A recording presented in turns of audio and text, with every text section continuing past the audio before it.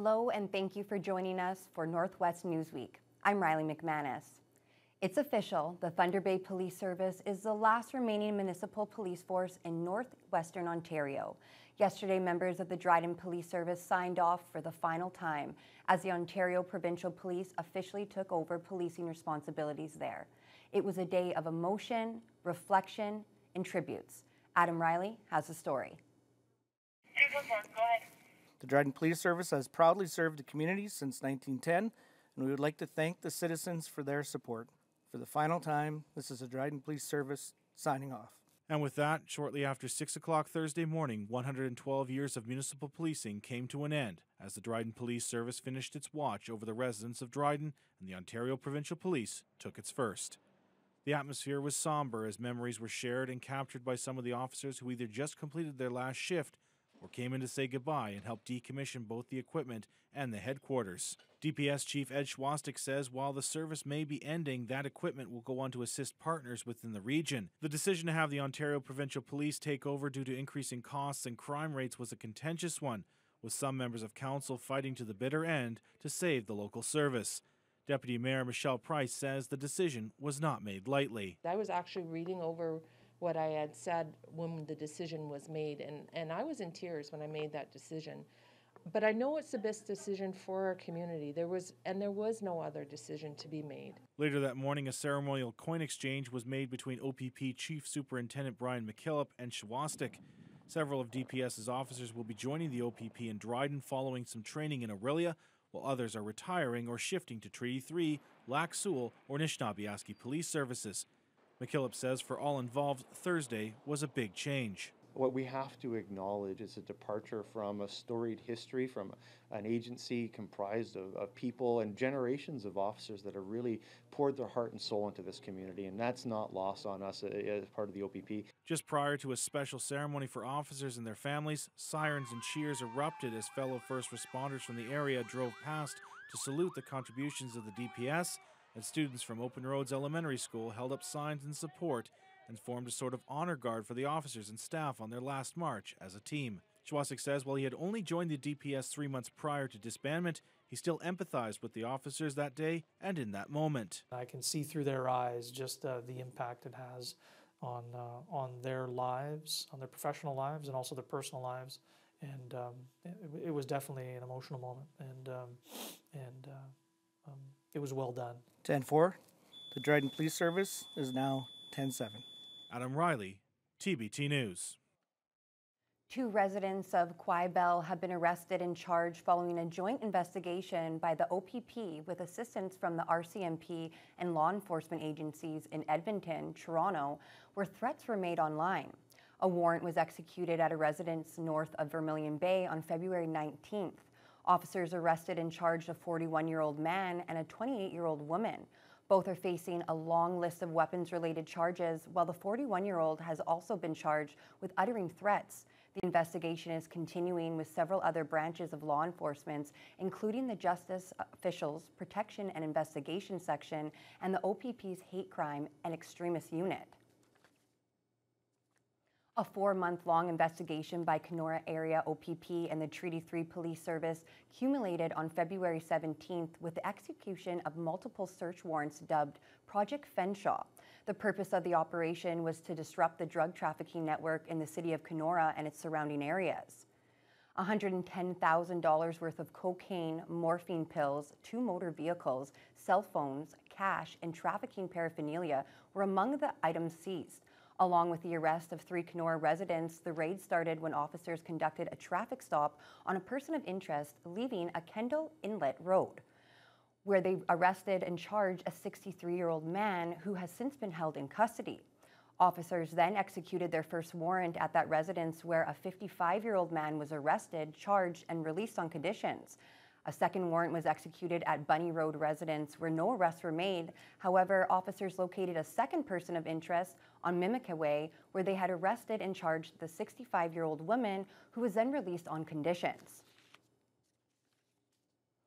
Meanwhile, OPP and Dryden have announced the arrest of a Kenora man for an assault which occurred in the city on January 15th.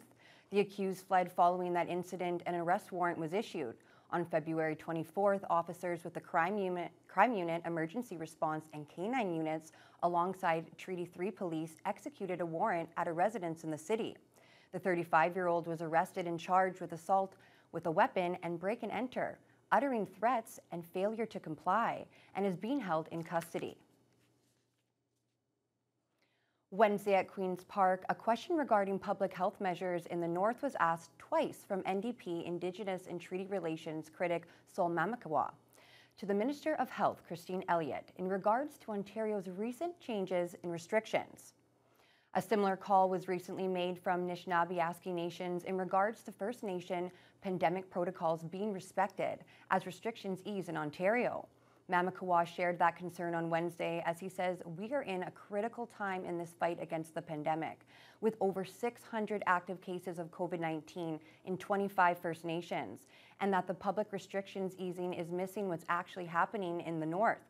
Mamakawa had this to ask. Its approach to easing public health measures reflects the needs of the north. Yes or no? We are aware that there are higher levels to some degree in Northern Ontario, which would of course include many First Nations communities, but we're also working to provide additional tests to everyone in Ontario so that we can determine community transmission, that people can keep themselves safe by using these rapid tests. They are available at 2,385 community grocery stores as well as pharmacies, as well as in 22 community centres for vulnerable populations, some of which would include First Nations communities. The Northwestern Health Unit is reporting more COVID-19 deaths in its region, bringing the number of people who have succumbed to the virus to 20. The region's medical officer of health is also warning that while case counts and hospitalizations in the rest of the province for COVID-19 are declining, the statistics for that catchment area are much different.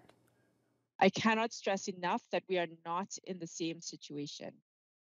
Dr. Kit Young-Hoon says despite the rest of the province dropping precautions next week, the Northwest needs to keep enhanced measures in place, including limited gatherings to 10 people indoors and 25 outdoors, and having public spaces be limited to 50% capacity, which will help protect both residents and their loved ones, especially vulnerable seniors and immunocompromised individuals. The reasoning behind this comes as there is an increased circulation of the illness in the region, and she believes there are a number of variables which played a role in that. Omicron wave did start later than the rest of Ontario. So for particularly in the southern parts of Ontario, their Omicron wave started early December, while ours started later in December. And so therefore our Omicron wave is going to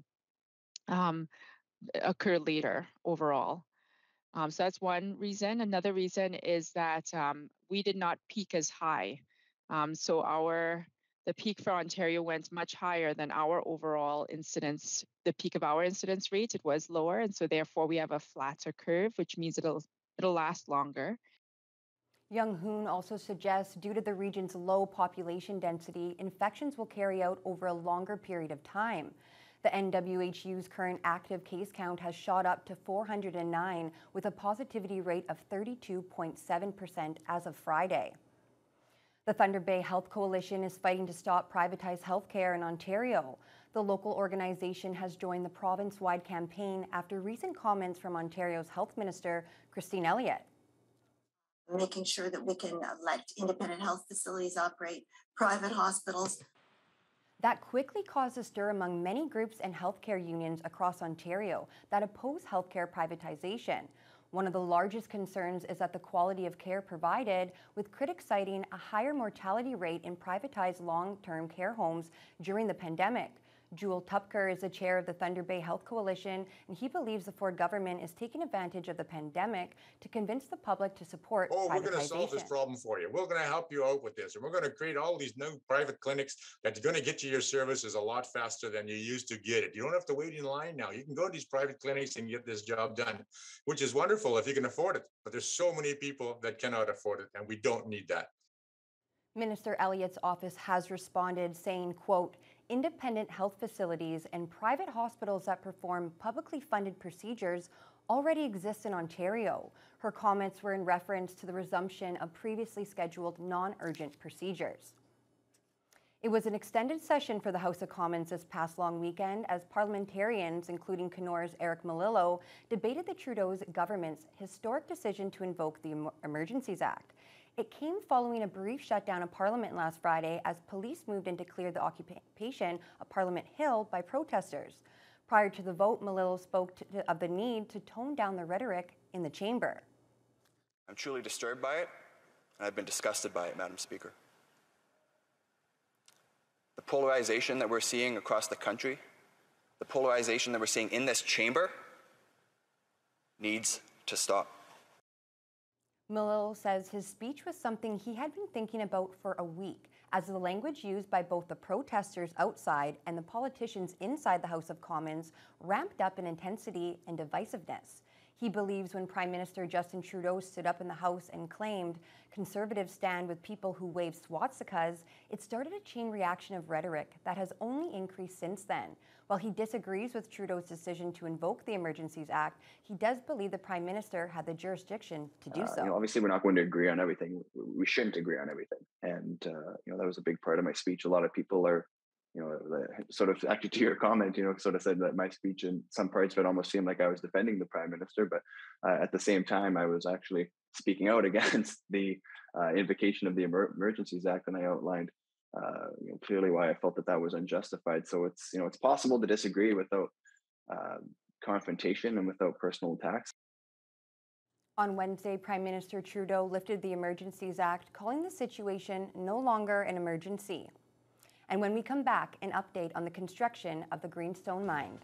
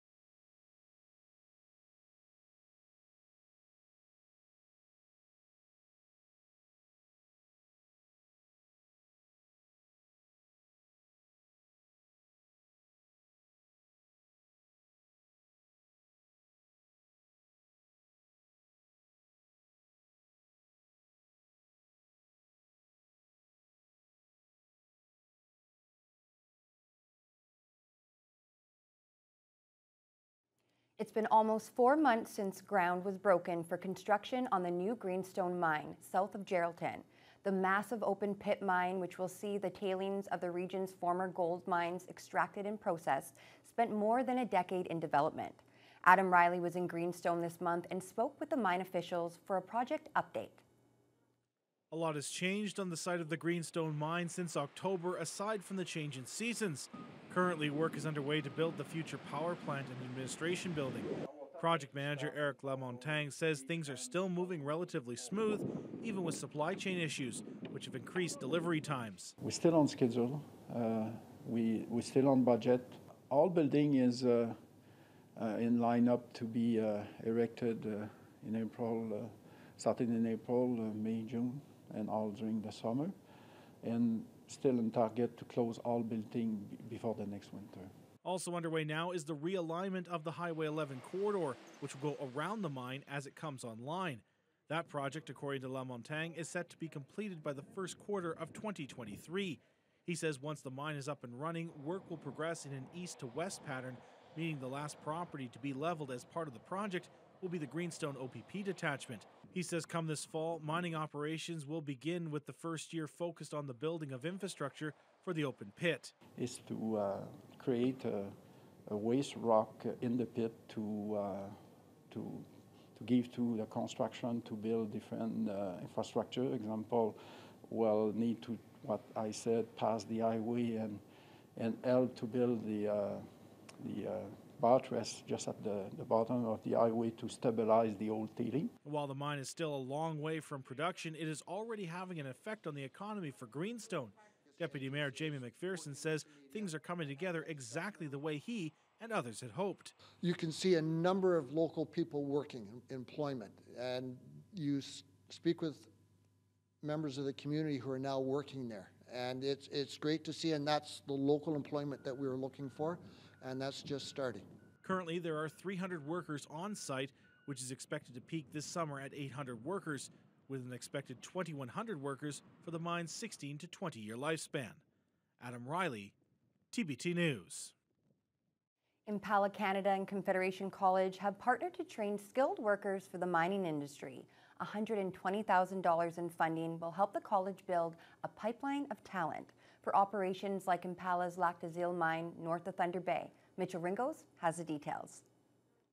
The investment from Impala Canada is meant to form the foundation of a unique partnership that will support the college and its students at several points in the post-secondary journey, from recruitment of young talent to tuition support and on-the-job training at the Lac des Îles Palladium mine. Impala CEO Tim Hill explains the concept.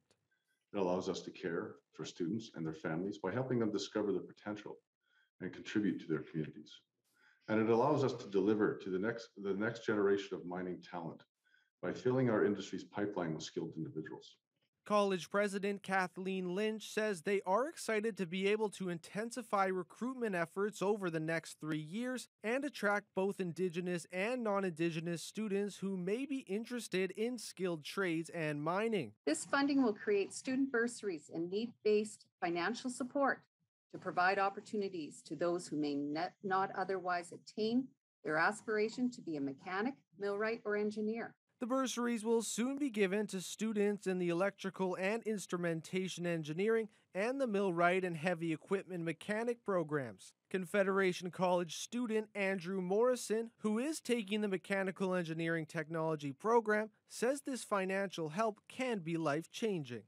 They're a helping hand at the perfect time. A full tank of gas and a vehicle of change, a fridge full of future knowledge and experience.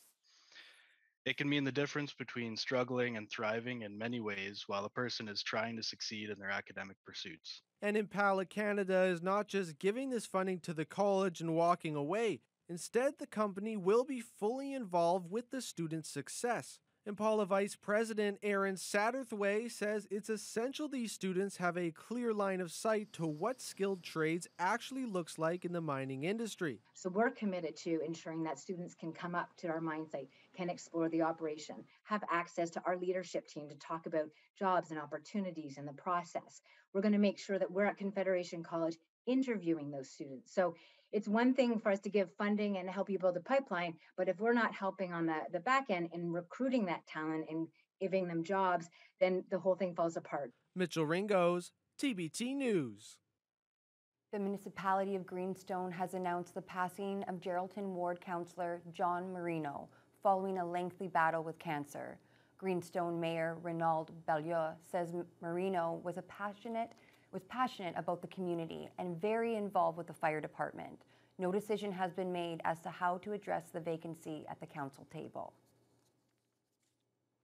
Coming up after the break, the OPP addresses the number of incidents on the area highways as compared to social media posts about said incidents.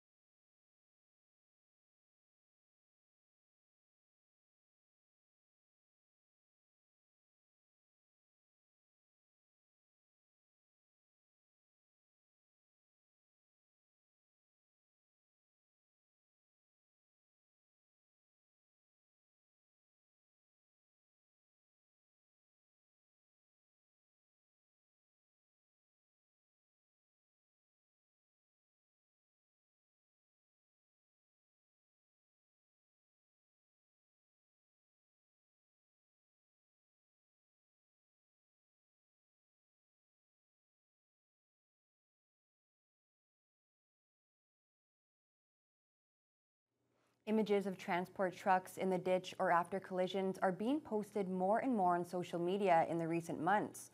There are several Facebook groups focusing on those types of incidents on area highways, and the Northwest Region OPP have taken notice. Jonathan Wilson reports. Anyone surfing Facebook this winter has no doubt seen a lot of mishaps involving transport trucks around the region. It seems like almost every day another rig has lost control and gone into a ditch, or worse yet, collided with another vehicle. Facebook groups ranging from NWO Roads to the more radical Skilled Truckers Canada and Highway 1117 Kills People have been encouraging people to post photos and video. And the OPP's regional traffic manager says she's well aware of those postings. There is a lot of capturing of digitizing that we're experiencing now that we never had access to before. So certainly a lot of that is going on to social media. And I think that's a good thing. It gets a message out there that these are the things that are happening on our roadways and we need them to stop. Some posters to those Facebook groups allege that the number of accidents involving transports has skyrocketed in recent years and the situation is out of control. However, the OPP stats show in the Northwest region, collisions involving transports have gone up and down in the past 4 years. And while the percentage of collisions involving transports has been rising, Davidson thinks there's an even larger increase in people taking photos and video. And that's why it seems there are far more incidents occurring. Everyone has a cell phone, so certainly there's a lot of photographs and uploads to social media. And of course, people are concerned. Commercial motor vehicles are large vehicles that are on our highways. And certainly when you see one in the ditch, it is a startling event. And I think that those are being uploaded to social media quite often. Not to say that there aren't collisions that are occurring, but certainly I think it's maybe been in the forefront of social media. Davidson says they're also receiving a lot more dashcam videos showing unsafe passing, both by transports and by passenger vehicles. And she says those videos do help the OPP crack down on bad drivers on area highways. I'm not sure if they're rising necessarily. What I think is that we are seeing more and more that certainly CMV companies or commercial motor vehicle companies are equipping their transport trucks with cameras. So we're getting footage now that we really never had available to us in investigations. And it can be very important to put back together what's actually occurred and really clarify what we're looking at as far as whether there was an offense committed or not. Jonathan Wilson, TBT News. A near $2 million project in Red Rock is even closer to reality following a special council meeting earlier this month, which saw council approve the tender for renovations of the town's recreation centre. Red Rock Mayor Darquis Robinson says JML Engineering has been given the task of fixing up several parts of the recreation centre, including the curling rinks, the bowling alley, seniors room, arena, and the roof of the facility. The $1.8 million in funding for the project came through the Investing in Canada infrastructure program. Robinson says the project was delayed due to COVID, and she had hoped that more of it had been underway, especially in the bowling alley section. That is utilized a lot over the winter time, as we do, I believe, have like 16 teams. So now we're just at the administration engineering process, which, you know, the recreation center is quite old. So, I mean, it's going to take some work for JML to get that in place. But we're hoping some of it may start in the fall, but it is a grant that we're going to be able to use over 2 to 3 years. JML was also awarded a contract for $50,000 to provide accessibility upgrades to the town hall. And that wraps up tonight's Northwest Newsweek. Thank you for joining us, and we hope to see you again next time.